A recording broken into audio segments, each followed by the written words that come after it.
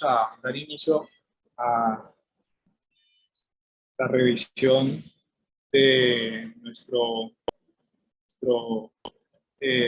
perdón, vamos a dar inicio a la revisión del tema. Para el día de hoy le tenemos preparado sobre medición de gasto cardíaco por BTI, técnica y indicaciones y evidencia actual en el paciente crítico. Como el doctor Caballero presentó hace un momento, soy residente de segundo año de la segunda especialidad asociada al servicio de anestesiología del Hospital Universitario del Valle, y pues vamos a dar inicio en este momento al tema que tenemos para el día de hoy. Para el día de hoy tenemos como contenido de la charla un poco de historia, los conceptos fisiológicos, la metodología para evaluar el BTI desde el monitoreo ultrasonográfico, un mapa conceptual mental y un algoritmo sobre BTI, la evidencia actual y algunas conclusiones. Desde el punto de vista histórico, desde hace pues, ya muchos años, en 1700, 1800, algunos científicos iniciaron con observaciones sobre que un animal muy específico, que era el murciélago, era capaz en la oscuridad de cazar sus presas con mucha facilidad y aparentemente de una forma muy efectiva. Empezaron a ver que existía una relación causal sobre dicha función que tenían, y mucho más adelante, casi 200 años, 150 años después, el doctor Paul Langevin y Shklovsky lograron, luego de la implementación en diferentes guerras de ultrasonidos muy remotos para la captación de estructuras que se asemejaban a ser el enemigo en ese momento en las guerras, de tomarlo como el ultrasonido desde el punto de vista práctico y táctico. Ahora, en 1950 se empieza a aplicar desde el punto de vista médico y aparecen los primeros equipos de ultrasonido, pero estos ultrasonidos no fueron sino hasta 1980, donde se logró obtener la primera imagen ultrasonográfica clínica a partir de las observaciones y estudios realizados por el doctor Harding. Luego de alrededor de 10 años, inician pues más estudios, logrando con el salto tecnológico aplicado a la medicina, teníamos equipos mucho más sofisticados, con mucha más potencia, que lograban ver más a profundidad algunos órganos, como eran órganos sólidos, y el advenimiento de la utilidad, la gran utilidad del dispositivo a nivel obstétrico, a nivel vascular y a nivel cardiovascular. Desde el 2000 vemos que aparecen múltiples protocolos ultrasonográficos para la evaluación de los pacientes, principalmente en urgencias y en el paciente crítico, como son los protocolos Roche, Blue, FAST, IFAST, Focus, FAY, y en los últimos años la aplicación del concepto global Focus, el point of care ultrasonido. Entonces, lo que nos compete en el día de hoy es la medición del gasto cardíaco. Entonces, ¿cómo vamos a medir ese gasto cardíaco? Dependiendo de sus factores intrínsecos y sus factores extrínsecos. Para hacer un pequeño repaso y contextualizar, vamos a ver que factores intrínsecos tenemos la ley de Prana-Starling, en la cual vamos a tener una relación positiva entre lo que es presión-volumen sistólico, donde al incrementar el volumen, la presión, incrementamos el volumen sistólico. Esta relación no es una relación lineal, sino que es una relación que tiene un límite, y ese límite es al llegar a la precarga máxima. Los incrementos entonces de la presión van a incrementar el volumen hasta un punto máximo, en el cual los incrementos de presión no van a generar ninguno o mínimos cambios en el volumen sistólico. Con respecto al retorno venoso como factor intrínseco también, vamos a tener que, relacionado directamente el concepto de lo que es volumen estresado y no estresado, donde el volumen es estresado es el que nos va a permitir tener funcionalidad y va a ser modificable. Este volumen está relacionado y genera cambios sobre la presión circulatoria media. Esta presión circulatoria media, en contraposición o con respecto a la presión venosa central, es la que nos va a determinar, siendo la presión circulatoria media mayor a la presión venosa central, nos va a permitir tener un flujo, y ese flujo nos va a permitir tener un retorno venoso hacia la aurícula derecha. La precarga, como otro factor intrínseco, tenemos que es la longitud de la miofibrilla en reposo inmediatamente antes de la contracción ventricular, y esto pues va a ser representado por el volumen de fin de diástole, que nos va a relacionar con lo que es el estrés diastólico. Y la poscarga, que es la fuerza por unidad de área sectorial, que se opone a esa contracción ventricular durante el vaciamiento ventricular, y correspondería en este punto a lo que es el estrés parietal sistólico. Bueno, ¿cómo logramos y en qué momento medir el gasto cardíaco y para qué? Pues básicamente las indicaciones son desde el punto de vista perioperatorias, en el preoperatorio, en el intraoperatorio y en los pacientes no necesariamente postquirúrgicos, pero sí están en etapas de reanimación y que están en cuidado intensivo. ¿Cómo podemos medir el gasto cardíaco? Entonces, podemos hacerlo de forma con variables estáticas y con variables dinámicas. Las variables estáticas van a ser las variables que van a ser medidas a través de sistemas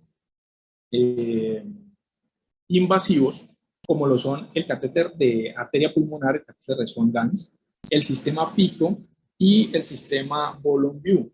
Perdón. El sistema Volume View. Estos sistemas van a trabajar el catéter de arteria pulmonar a través de termodilución sistémica, y el catéter, el sistema PICO y el sistema Volume View de Edwards van a trabajar a través de termodilución transpulmonar. Estos básicamente se basan en la evaluación del algoritmo de Stewart-Hamilton, donde se evalúa el área bajo la curva, lo que nos va a permitir generar valores de gasto cardíaco, índice cardíaco y trabajo cardíaco.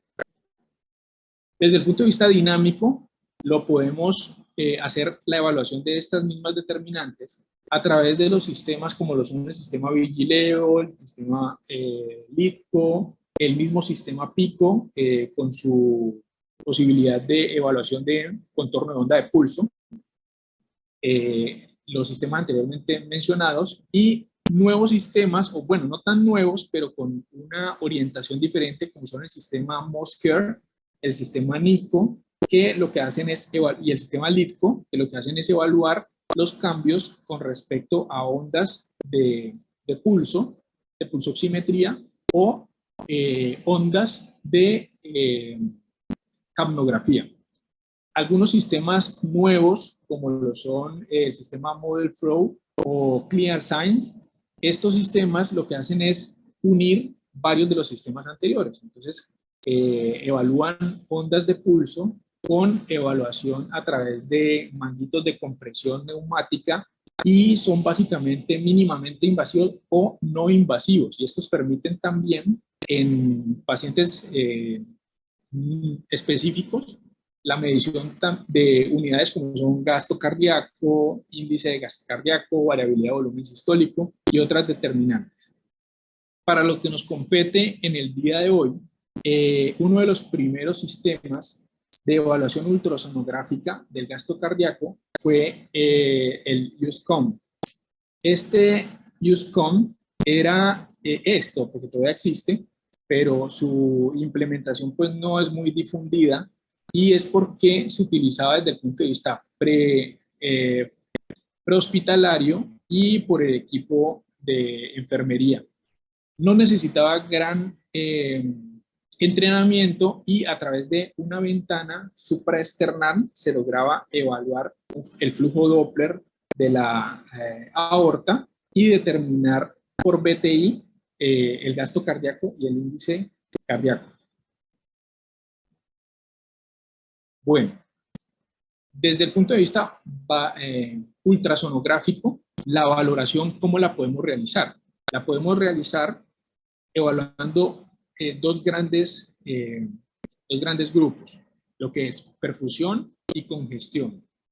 Desde el punto de vista de la perfusión, vamos a evaluar precarga, función sistólica, poscarga, y desde el punto de vista de congestión, vamos a evaluar función diastólica, congestión pulmonar y congestión sistémica.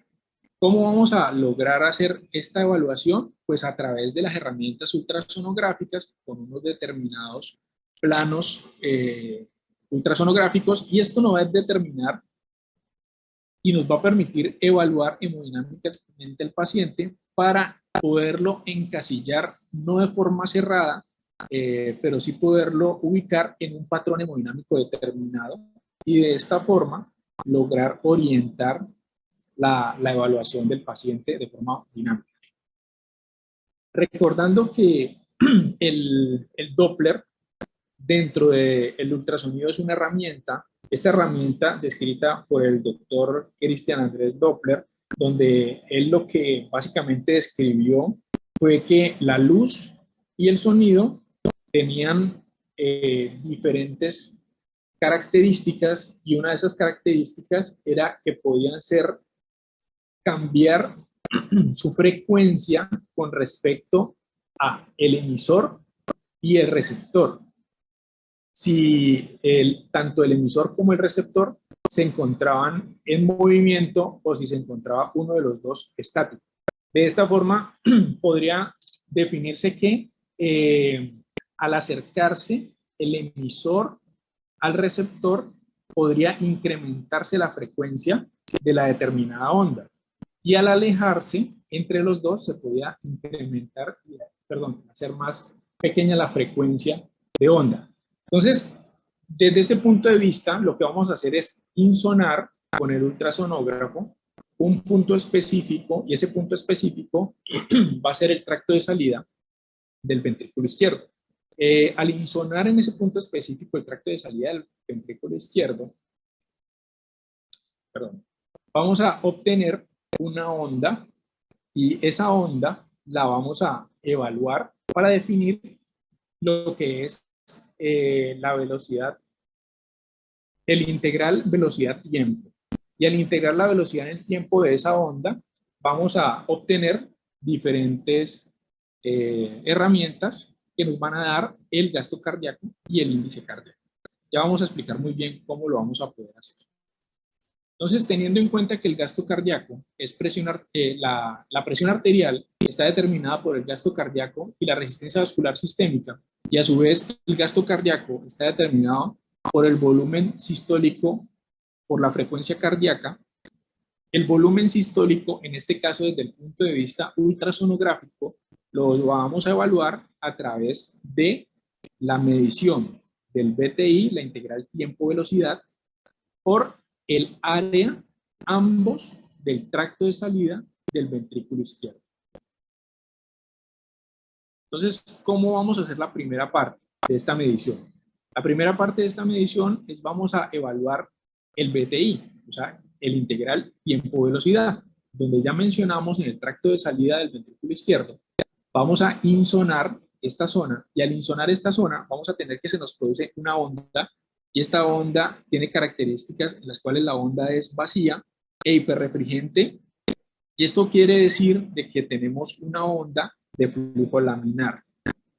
A la hora de bidimensionalmente de evaluar esta onda, podemos hacer un relleno de esta onda con pequeños rectángulos en toda su amplitud, su amplitud y su tiempo, y luego tomar esos pequeños rectángulos, sobreponerlos uno al otro y obtener una determinada distancia.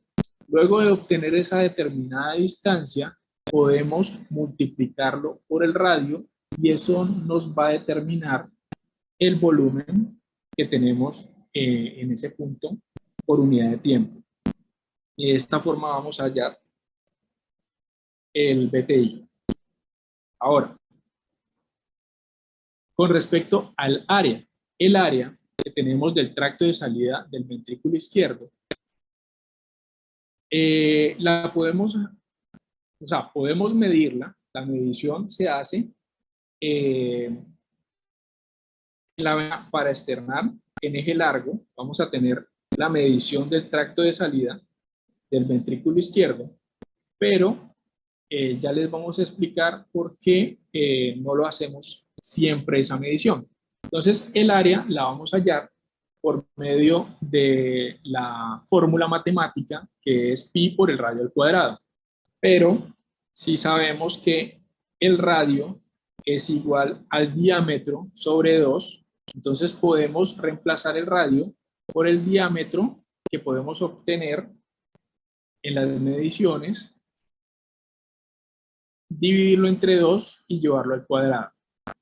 Luego tenemos que, despejando, podemos poner pi por 2 sobre 2, y ya les explico de dónde sale este 2, que va a ser 1, y 1 al cuadrado va a ser 1, entonces se cancelan las cifras, y vamos a tener que, definitivamente podemos utilizar pi como el área definitiva. Entonces, ¿por qué vamos a utilizar 2 como número para reemplazar el diámetro? Entonces, las sociedades americanas, europeas, han dimensionado de que la variabilidad con respecto al área del tracto de salida del ventrículo izquierdo y del ventrículo derecho son muy reproducibles, y vamos a tener que están alrededor de 18 a 21 milímetros. Nuevamente tenemos 22 milímetros y nuevamente tenemos 22 milímetros más o menos 2. Entonces, la media poblacional de la medición del diámetro del tracto de salida del ventrículo izquierdo, vamos a tener que es 20 milímetros. Debido a esto, entonces, y con la fórmula anteriormente descrita, vamos a tener que, básicamente podemos obtener el área del tracto de salida del ventrículo izquierdo al multiplicar al que sea exactamente pi, ya que vimos cómo se cancelan los otros valores en la fórmula. Tenemos entonces que, luego de que tenemos el área y tenemos el valor del BTI, vamos a obtener inmediatamente el volumen sistólico. Entonces, aquí vemos que el BTI, ¿dónde lo debemos medir? El BTI lo debemos medir en las ventanas de 5 cámaras y en la ventana de 3 cámaras. Esos son los puntos ideales de insonación para la realización de la medición del BTI en el tracto de salida del ventrículo izquierdo. Ahora, este tracto de salida del ventrículo, perdón, este BTI, esta integral tiempo-velocidad, al momento de hacer la medición, sumar ese diámetro y contraponerlo contra la velocidad y el área, vamos a tener que se integran, y esa integración del tiempo y de la velocidad que nos dio el BTI, la podemos extrapolar hacia el volumen sistólico, y esa extrapolación al volumen sistólico nos da un punto de corte, y ese punto de corte es 17. Ese punto de corte 17 nos muestra de que está alrededor de una extrapolación de volumen sistólico de 53.4, más o menos 53. Bueno, ahora, algo muy importante, y es la angulación con respecto a la toma y medición de BTI. ¿Qué sucede? Si tenemos una angulación demasiado grande, el ángulo con respecto al coseno de este nos va con respecto al punto de insonación, nos dice cuánto es la infraestimación del volumen sistólico. Entre más amplio sea el ángulo con el cual medimos. Este es la zona de insonación y este es el ángulo real donde deberíamos estar midiendo el BTI. Entre más grande sea este ángulo, la infraestimación del valor de BTI y por ende el valor del volumen sistólico puede llegar a ser alrededor del 24%. Entre más grande es el ángulo en el cual nos apartamos de la medición correcta, pues más grande va a ser la infraestimación de el BTI y por ende del volumen sistólico. Entonces, por eso es muy importante hacer una adecuada insonación. Ahora, ¿qué sucede? Ya sabemos cómo obtener por medio del BTI, tener el volumen sistólico, y el volumen sistólico multiplicado por la frecuencia cardíaca nos da el gasto cardíaco. Entonces, ¿qué nos dijo el doctor Pablo Blanco cuando reportaron la evaluación rápida ultrasonográfica en el paciente en shock? Que podíamos, a través de la medición del BTI, encaminar al paciente sobre los 4 tipos de shock: shock hipovolémico, shock cardiogénico, shock obstructivo, shock distributivo, adicionando algunas otras evaluaciones desde el inicio pues, de la medición del BTI y descartando hacia dónde íbamos a encaminar el paciente en cada una de las evaluaciones de todo el protocolo. Entonces, ¿qué encontramos? Encontramos que algo muy importante, y en este estudio de 2019, vamos a ver que la evaluación de los pacientes a partir de personal entrenado en cuidado intensivo, lo extrapolan o lo van a evaluar con respecto a las mediciones que se obtienen de la arteria de catéter de arteria pulmonar. Vemos que es un estudio prospectivo de 30 pacientes, donde se evaluaron 3 intensivistas, cada uno realizando 3 mediciones por paciente, y estas mediciones al final fueron evaluadas y definieron de que la dispersión, a pesar de que sí se genera una dispersión considerable, vieron que el coeficiente de interclase era alrededor de 0.6, no muy bueno, pero los intervalos de confianza se encontraban lejos de la unidad, entre 0.48 y 0.86, con una P significativa de 0.01 a la hora de sobreponerlo con la medición que se hizo a través del catéter de arteria pulmonar a través de termodilución sistémica. Entonces se relacionan de buena forma la medición, pero debido a que el ultrasonido es operador dependiente, entonces es donde más se presenta la dispersión de los puntos, pero mencionan de que hay una adecuada correlación desde ese punto de vista, y el entrenamiento hace parte de uno de los puntos a tratar más importantes. Bueno, para evaluar el BTI desde el punto de vista dinámico y práctico, vamos a orientarlo con 2 casos clínicos. Estos 2 casos clínicos vamos a llevarlos a la par y vamos a ir desglosando cada uno de los puntos que nos van a generar un mapa mental o una especie de protocolo funcional en el cual nos permita orientar la ubicación del paciente sobre los estados de choque, sobre los tipos de choque en el que puede estar. Entonces vamos a ver que en el caso 1, de la izquierda, vamos a tener un paciente masculino de 23 años, VIH positivo, con tuberculosis y COVID positivo, el cual inicia síntomas respiratorios de una semana de evolución que lo llevan rápidamente a falla ventilatoria, hipoxemia severa, y se presenta al momento de la evaluación con estos signos vitales.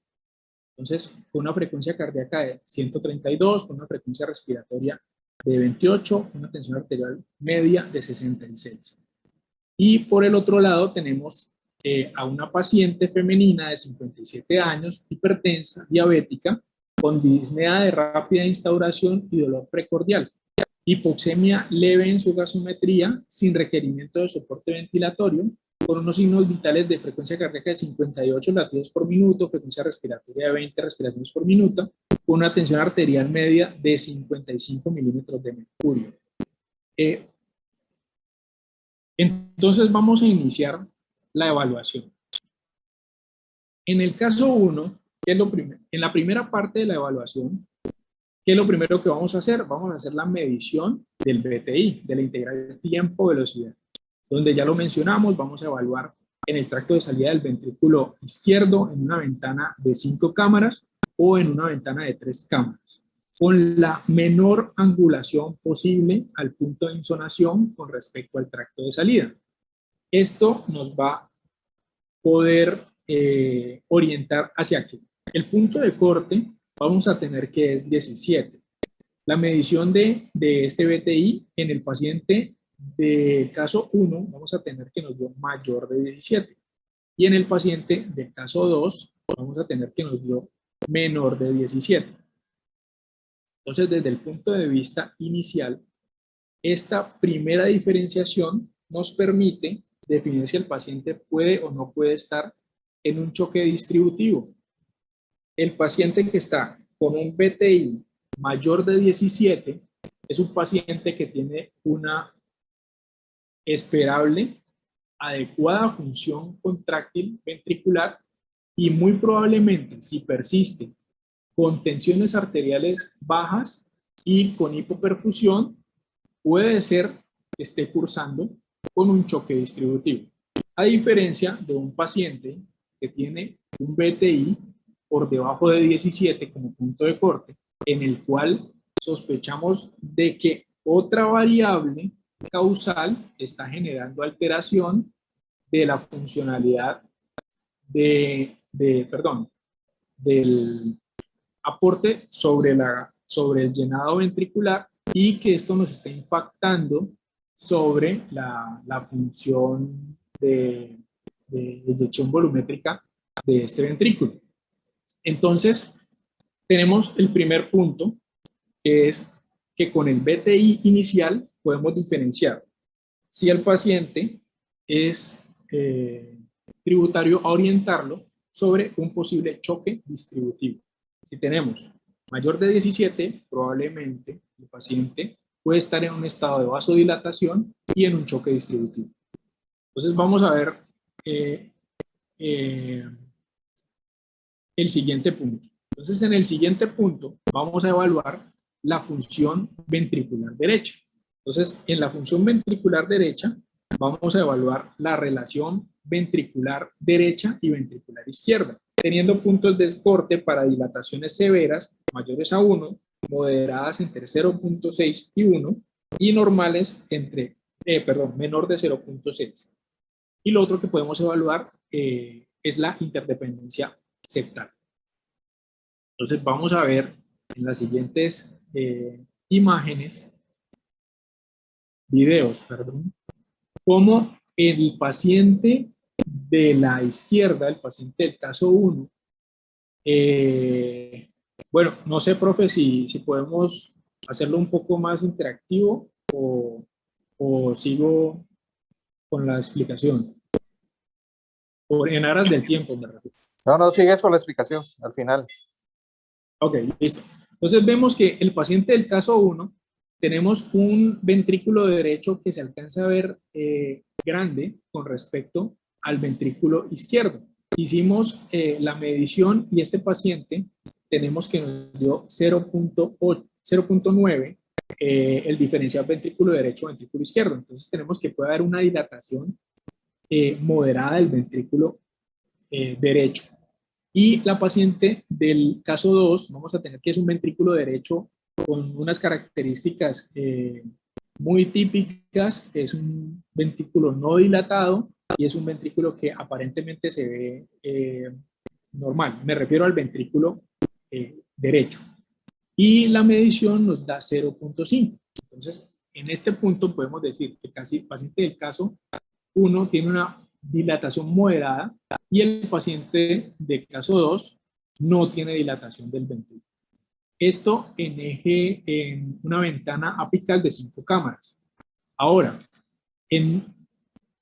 para evaluar la dependencia, interdependencia ventricular, vemos la contracción del septum, como en el caso número 1, vemos que es una contracción irregular que se ve de una forma no simétrica, y en el caso 2, a pesar de que la funcionalidad del corazón se ve desde el punto de vista contráctil lenta, irregular, vemos que todo se contrae aparentemente de la misma forma. Pero en el caso número 1 se logra ver que su movimiento es algo paradójico. Bueno, para ver también desde el punto de vista cambiando de ventana, entonces vamos a tener que en la ventana, en el eje corto paraesternal, vamos a tener para ver interdependencia septal que podemos buscar el signo de la D, donde vemos un ventrículo, en este caso vemos un ventrículo izquierdo que adquiere esta forma de D mayúscula, donde el ventrículo derecho está grande, está aparentemente dilatado, y vemos que en diástole el ventrículo izquierdo no alcanza a tener una relajación adecuada. Bueno,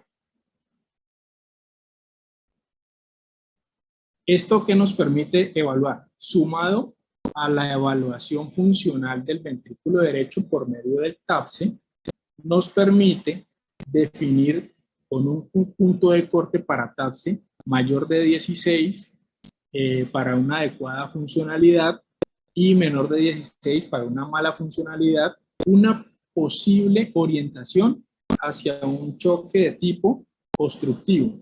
Entonces vemos que el paciente del caso 1 tenemos un TAPSE de 14 asociado a signos que ya mencionamos, tenía un signo de D y una diferencia de ventrículo derecho y ventrículo izquierdo para una dilatación moderada. Entonces estas tres cosas ya nos llevan a pensar que muy probablemente este paciente está dentro de este tipo de choque, un choque obstructivo. La paciente del caso 2 tenemos un TAPSE de 16 muy al límite, que es un TAPSE dentro de límites normales para la funcionalidad adecuada de su ventrículo derecho. Y entonces, ¿qué vemos? Vemos que en este estudio refleja cómo se pueden evaluar a partir de BTI pacientes que son llevados o que presentan sintomatología clínica asociada a posible diagnóstico de tromboembolismo pulmonar, que son llevados a trombolisis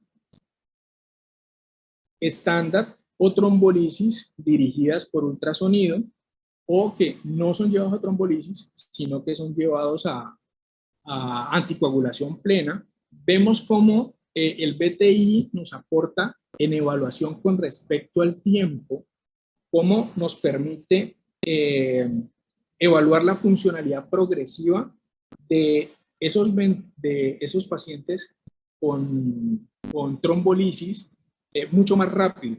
Esta para las evaluaciones de BTI, estas para las evaluaciones únicamente de presiones de arteria pulmonar, para ver si el paciente entra dentro de hipertensión pulmonar, y las evaluaciones del TAPSE. Las evaluaciones del TAPSE también son buenas, y la recuperación del TAPSE marca algo de mejoría de la funcionalidad, pero no tanto como lo mencionan para las mediciones de BTI.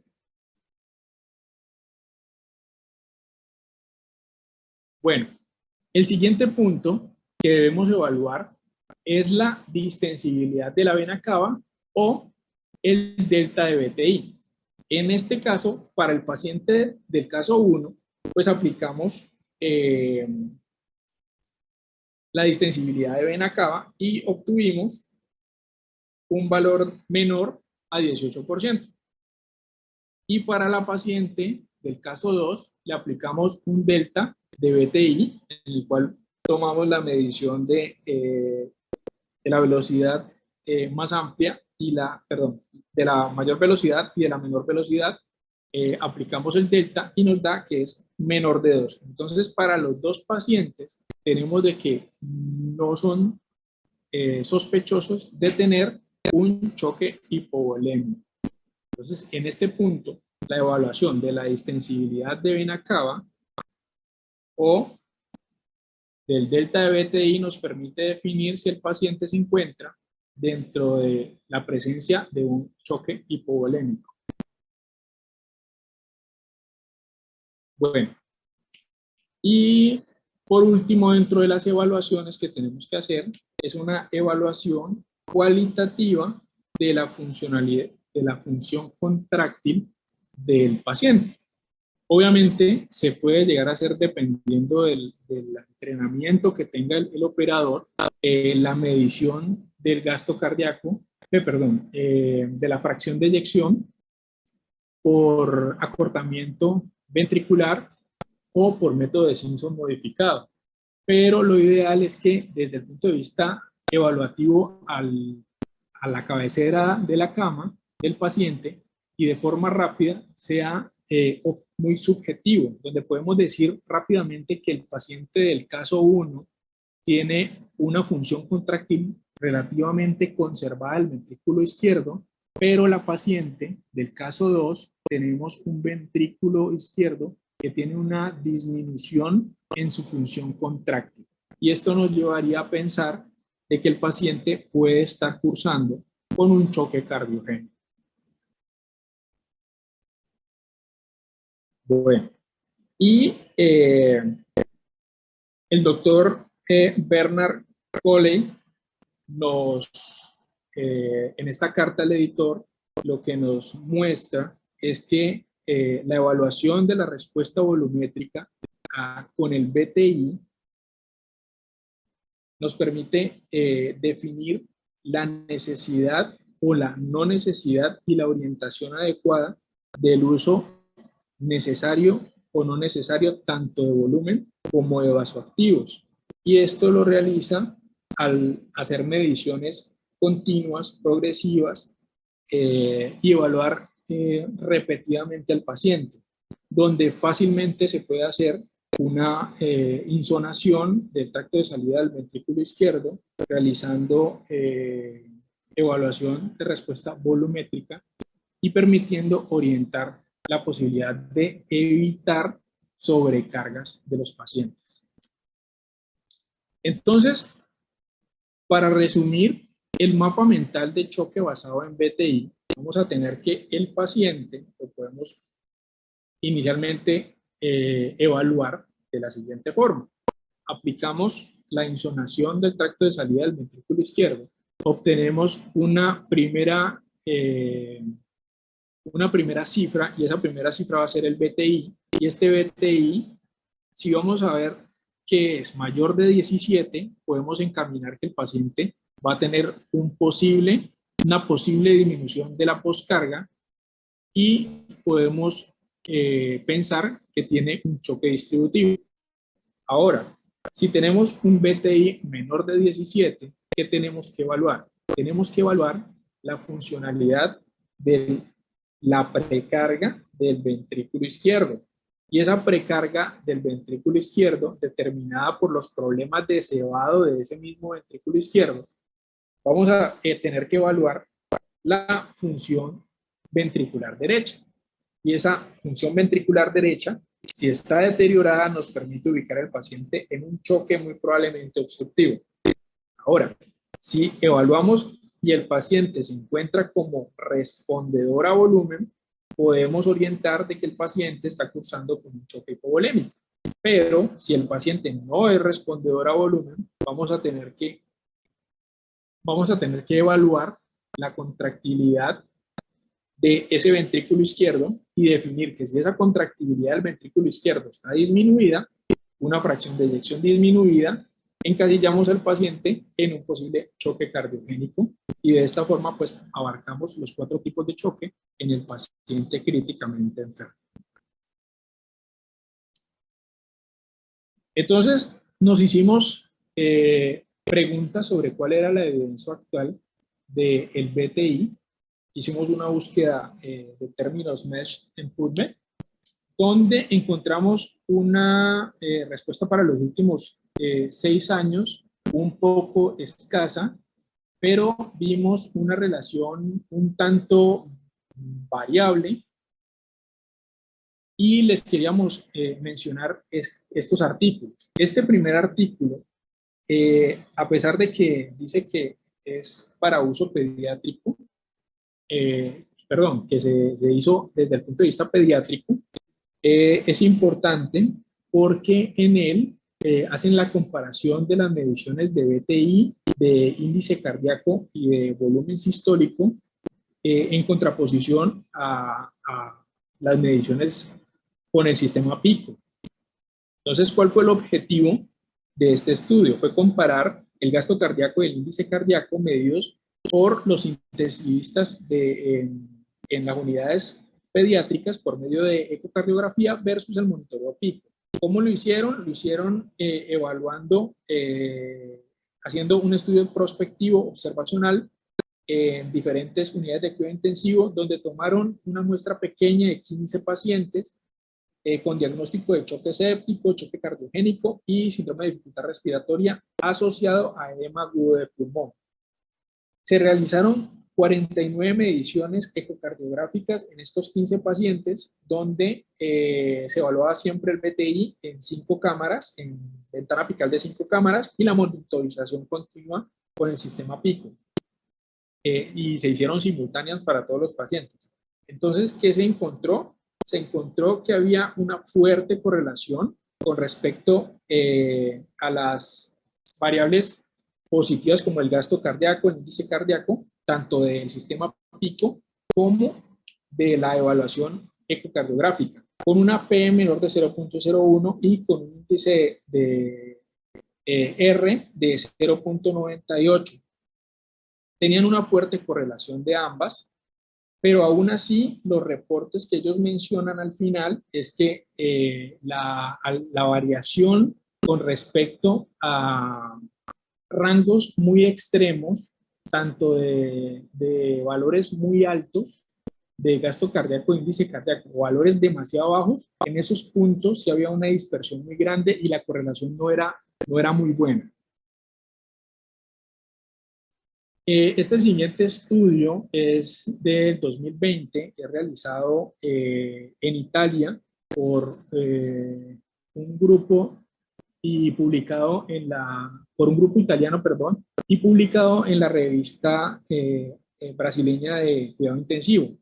En este artículo lo que mencionan es que se realiza una evaluación de 25 pacientes inestables bajo soporte de ventilación mecánica invasiva como monitoreo de arteria pulmonar en 2 unidades de cuidado intensivo.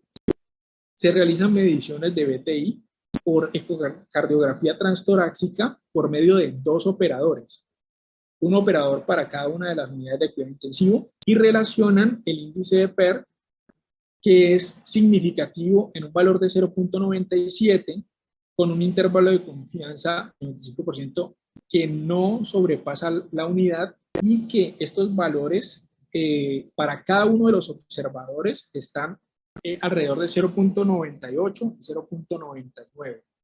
Entonces, mencionan que es adecuado la realización de la medición del BTI para lograr medir rápidamente el gasto cardíaco y el índice cardíaco y ser reproducibles a la hora de tener que hacerlo en múltiples ocasiones en el paciente crítico.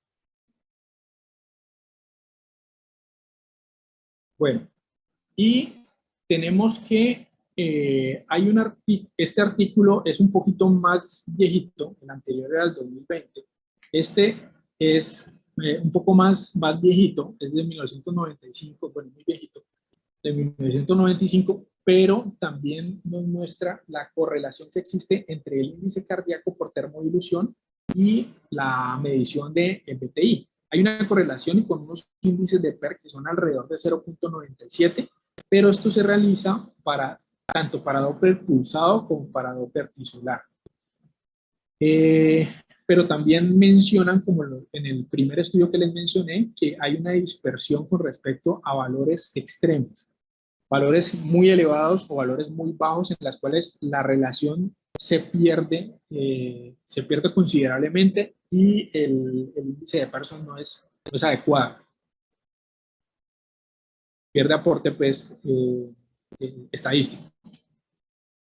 Y estos anteriores estudios que les mencioné apoyan, están a favor de la correlación de medición de BTI con respecto a las medidas estáticas por catéter arteria pulmonar, pero este artículo del 2019 nos menciona por parte del doctor Blancas que no hay una adecuada relación con respecto a la medición del BTI y que no hay una adecuada con respecto a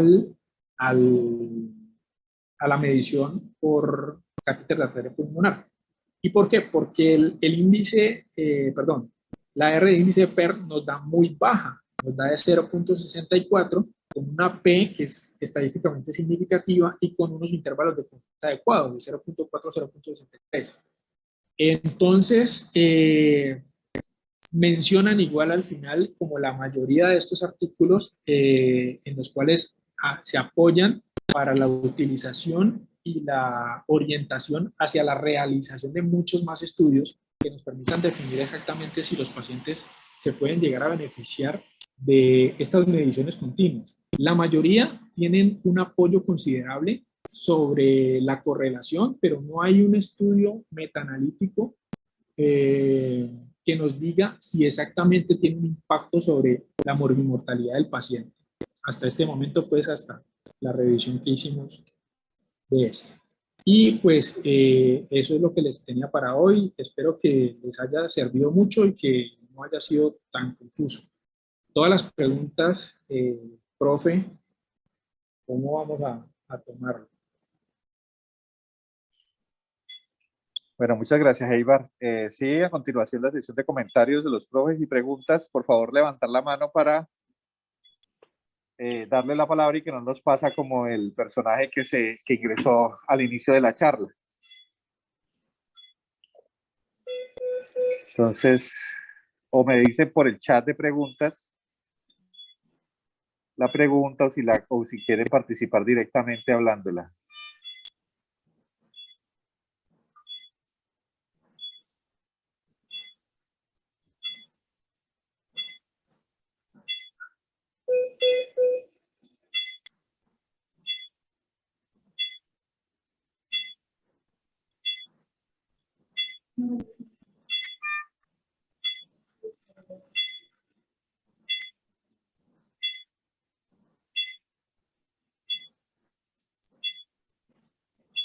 Creo que quedó muy claro el tema, oye, después que me preguntas. Muy tímidos, profe. Muy tímidos. Vamos a quitarle la timidez.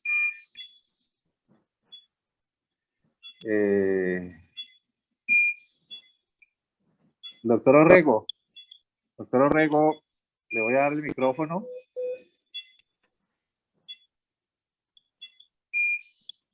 Ahí te di la solicitud para activar el micrófono, Álvaro. ¿Puedes hablar? Ya. Perfecto. ¿Ahí se escucha? Se escucha perfecto. Ok. Pues dentro de la metodología que se puede hacer en una unidad de cuidados intensivos al borde de la cama, paciente crítico, está la medición del BTI mediante el EcoPass en 5 cámaras en foco apical. Y es muy útil porque te ayuda a reconocer las condiciones hemodinámicas muchas veces del paciente, te ayuda a pensar en las necesidades de volumen, a ayudar a calcular las necesidades de inotropía, de contractilidad y puede Está despertando, Laura. resolver situaciones sin necesidad de que tengas ecocardiogramas disponibles en un momento dado. El flujograma de manejo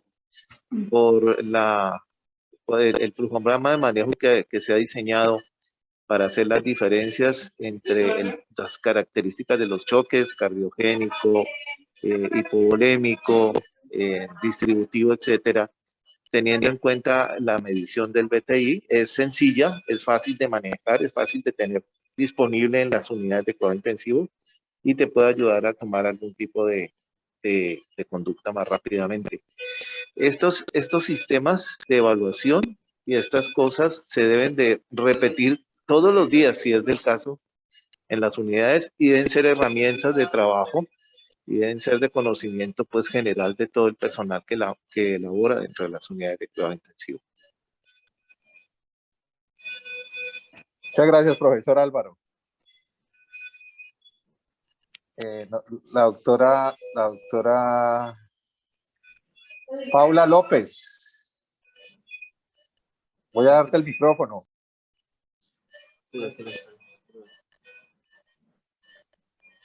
Hola, hola. Hola, Paulita, ¿cómo estás? No, ya, tengo una señal como regular. Bueno, ¿qué opinas tú que tú lo utilizas mucho? ¿Cómo en tu experiencia clínica, cómo has visto esta nueva herramienta que se une a la clínica, a la monitoría clásica y a los otros sistemas de monitorización de gasto cardíaco asociado a el análisis de perfusión y de gasimetría arterial? Yo creo que está bien hacer como este esquema mental, digamos que flujograma para tomar decisiones, añadido a todo lo que tú acabas de decir de toda la monitorización y el contexto clínico de paciente. Ahora bien, vuelvo a decir lo que ya me han escuchado muchas veces decir. Yo tengo una pregunta y la confirmo con el ecógrafo, porque el ecógrafo no me hace diagnóstico, sino me confirma mi hipótesis diagnóstica. Y hay veces la toma de decisiones se dilata por estar jugando con la sonda. Entonces, ojo con eso, porque pasamos 30, 40, 50 minutos ahí con el ecógrafo en la habitación y no tomamos ninguna decisión al respecto porque no sale el número, no sale el corte, no sale la ventana, no sale el ángulo. Entonces, sí me parece importante que pues ayuda a tomar decisiones, pero recuerden que el ecógrafo confirma mi hipótesis diagnósticas, no me hace el diagnóstico, pero definitivamente hacer un esquema mental con un flujograma, un orden de cómo voy a valorar el corazón con el eco, pues ayuda a hacer un descarte y hacer una valoración como más objetiva y que no se te pierdan cosas que tienes que ver cuando haces la ecografía en el paciente crítico. Entonces, definitivamente lo que dice Alvarito, eso hay que usarlo y hay que usarlo harto. Y hay que cuidar el eco. Ya está. Muchas gracias, Paulita. Hubo dos artículos bien interesantes ahí, el de Becker y el otro doctor Bernard, creo que era Hoyos. De pronto te faltó ahí, no solamente es el impacto en los requerimientos de fluidos, sino en el impacto que parece ser que muestra en las necesidades de vasoactivos e inotrópicos. Que él lo dice ahí en esa carta del editor, habría que confirmarlo de pronto con unas muestras mayores de pacientes y si realmente eso se confirma, porque uno a veces sí lo ve en la práctica clínica, ¿no? Cuando llega a revalorar pacientes de pronto y están con inotropía y uno les ve funciones ventriculares muy buenas, supraóptimas, con BTIs excelentes, si en realidad lo requiere o no, como ellos dos lo dicen en esas cartas al editor Bernard, Coley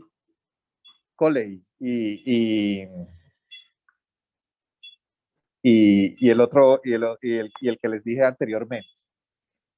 Definitivamente es una herramienta más que surge. Es uno de los puntos dentro de la valoración del Point of Care Ultrasound y pues cada vez yo creo que se está masificando más su uso, pero como dice Paula, esto es que entrenarse porque uno también puede ver cosas donde no las hay, ¿no? Las angulaciones desde el punto de vista técnico pueden sobreestimar mediciones en algunos casos, como lo dijo Eibar, en la toma del BTI puede subvalorar el número, o en los casos de la relación BDB y BI, si uno no hace una buena análisis de la angulación que está haciendo, puede sobredimensionar ventrículo derecho y puede imaginarse patologías. Por eso esto hay que hacerlo todos los días. Nosotros que estamos en cuidado crítico debemos ponerlo dentro de nuestro protocolo para así adquirir una curva interesante, como él lo mostró en los dos artículos que muestra la experticia del intensivista en cuanto al uso de la ecografía enfocada en el paciente crítico. No sé, Ibar, si vas a agregar algo más. ¿Algún otro profesor quiere participar? El doctor René no lo vi. ¿O está aquí con ustedes? ¿Eh? No, profe, para cerrar, creo que así como lo menciona la doctora Paula y lo acabas de mencionar, pues es muy importante orientar y reevaluar y volver a evaluar el paciente y llevar de la mano de lo que vemos y obviamente no dejar la clínica nunca a un lado. O sea, esto es una herramienta y así como muchas herramientas que han venido, han sido muy populares y después se han ido, nos permite, desde un punto de vista ideal, mejorar la condición del paciente, pero hay que ser muy crítico a la hora de utilizarlo y de saber que también tenemos limitaciones nosotros a la hora de utilizarlo y de aceptarlas y de que tenemos que entrenarnos. Ahora que estoy y los pacientes los pacientes que tienen miocardiopatía hipertrófica hay que tener cuidado con eso si tienen problemas del tracto de salida, de pronto que no van a tener un movimiento paradójico ahí de la válvula anterior de la mitral, un SAM, o pacientes con estenosis subaórtica también, porque puede magnificarse. Sí. Olvidé de pronto colocarle un poquito más de aras a ese punto de las valvulopatías o de alteraciones funcionales estructurales del ventrículo y del tracto de salida que nos llevan a tomar decisiones equívocas en algún momento. Listo. No sé, para terminar, de pronto vi a Vladimir Díaz. Vladimir también es un apasionado de la ecografía perioperatoria. No sé si quieras comentarnos algo, Vladimir. Te voy a dar el micrófono.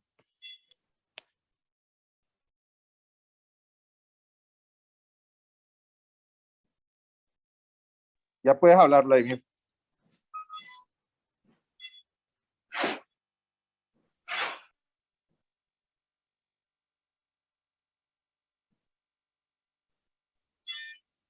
Ya está activo, Vladimir. Puedes subirle volumen. Que no se te está escuchando.